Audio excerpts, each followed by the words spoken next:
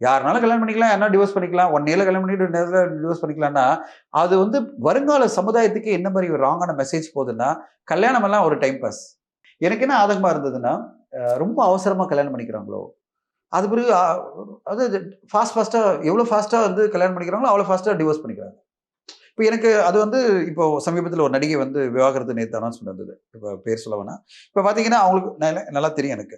இப்போ அவங்க மேரேஜ் பண்ணவங்களும் பார்த்தீங்கன்னா, அவங்க கூட ரொம்ப ஃப்ரெண்டா பல வருஷம் இருந்தவங்க தான். அவர் வந்து புதுசான ஆள் கிடையாது.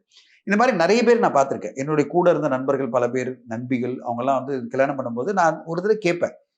ரொம்ப யோசிச்சிட்டீங்களா? கல்யாணம் முடிவு பண்ணிட்டீங்களான்னு. இல்ல சார் நான் பல வருஷமா பழகிட்டேன். எனக்கு நம்பிக்கை இருக்கு. இந்த கல்யாணம் பண்ணிக்கிறேன்னு. ஆனா வித்தின் 2 இயர்ஸ்க்குள்ள டிவோர்ஸ்ன்னு பண்ணுவாங்க. வித்தின் 1 இயர்க்குள்ள டிவோர்ஸ்ன்னு சொல்லுவாங்க. ஒருத்தர்லாம் வித்தின் 1 இயர்க்குள்ள டிவோர்ஸ் பண்ணும்போது நான் வந்து எனக்கு மனசே கேட்கல. நான் ஃபோன் பண்ணி கேட்டேன், "என்னமாச்சு?" அப்படின்னு கேட்டேன். "இல்ல சார் அது பழகும்போது எனக்கு தெரியல. இப்ப தெரியுது" அப்படின்னேன். நான் சொன்னேன், "கொஞ்சம் டைம் குடுங்க. மேபி கொஞ்சம் தூரமா இருந்து பார்க்கலாம். ஒரு 6 மாசம் விலகி இருந்து பாருங்க.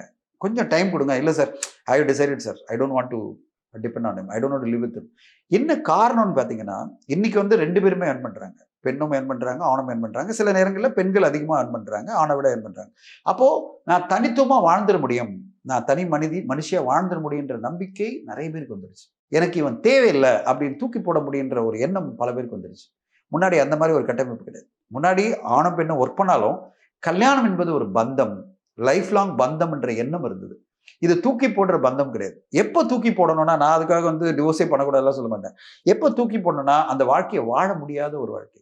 நரக வாழ்க்கை. அந்த பொண்ணால நம்மளால வாழ முடியாதுன்னா, கண்டிப்பா டிவோர்ஸ் பண்ணலாம். ஐயோ! நீ ஒரு நரகம். உன் கூட வந்து பேச முடியல. உன் முகத்த பார்க்க முடியல. ஏன்னா, எனக்கு எந்த ஹெல்ப்பும் பண்றதில்ல. எனக்கு சாப்பாடு கூட பண்றதில்ல. என் குடும்பத்த பார்த்துக்கிறதில்ல. என் பேரண்ட்ஸ நீ கவனிக்கிறதில்ல. மரியாதை குடுக்கறதில்ல. எனக்கும் மரியாதை குடுக்கறதில்ல. உன் வாழ்க்கைய மட்டும் வாழ்ந்துட்டு இருக்கேன்னா, ஒரு டாக்ஸிக்கான லைஃப்ன்னு வரும்போது, அந்த பெண்ண வந்து நீங்க வந்து வேணான்னு சொல்றதுக்கான எல்லா உரிமையும் இருக்கு. அந்த நேரத்துல டிவோர்ஸ்ன்றத நான் கண்டிப்பா ஏத்துப்பேன். ஏன்னா, இப்படிப்பட்ட ஒரு வாழ்க்கை வாழற பதிலு வாழாமயே இருந்துடலாம். ஆனா, சின்ன சின்ன டிஃபரன்ஸ் ஆஃப் ஒப்பீனியனுக்காகலாம் டிவோர்ஸ்ன்னு வரும்போது, அப்போ கல்யாணம்ன்ற ஒரு பந்தத்து மேல இருக்கிற மரியாதையே குறைஞ்சிரும். யாருனாலும் கல்யாணம் பண்ணிக்கலாம், யாருனாலும் டிவோர்ஸ் பண்ணிக்கலாம். 1 இயர்ல கல்யாணம் பண்ணிட்டு 2 இயர்ல டிவோர்ஸ் பண்ணிக்கலாம்னா, அது வந்து வருங்கால சமுதாயத்துக்கு என்ன மாரி ஒரு ராங்கான மெசேஜ் போகுதுன்னா, கல்யாணம் எல்லாம் ஒரு டைம் பாஸ். ஒரு ஈவென்ட் மாரி. நம்ம வாழ்க்கையில நடக்கிற ஒரு ஈவென்ட். அதுல வந்து மெஹந்தி, அப்புறம் இதெல்லாம் பண்ணுவோம் பார்த்தீங்களா? Bachelors party. அது மாரி ஒண்ணு பண்ணிட்டு ஒரு ரிசப்ஷன், ஒரு கல்யாணம். ம். அது பிறகு நாங்க வந்து 6 மாசம் ட்ரை பண்றோம். 1 இயர் ட்ரை பண்றோம். டிவோர்ஸ் அப்ளை பண்ணுவோம்.